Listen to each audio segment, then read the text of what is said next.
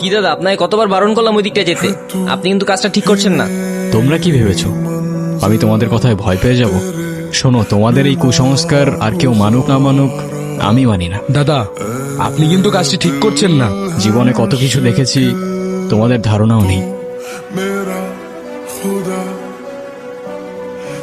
পৃথিবীটা কত সুন্দর এখন অনুভব করতে পারছো? তুমি কি এখনো আমাকে ভয় পাও?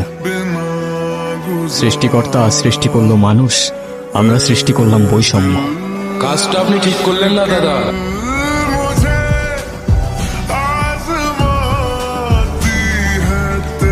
আপনাকে বারবার সাবধান করেছিলাম দাদা, এখন আমাদের কিছুই করার নেই। আচ্ছা, কি করবে তোমরা? মেয়েটাকে আমাদের হাতে ছেড়ে দিন আর এই গাটা ত্যাগ করুন। আচ্ছা,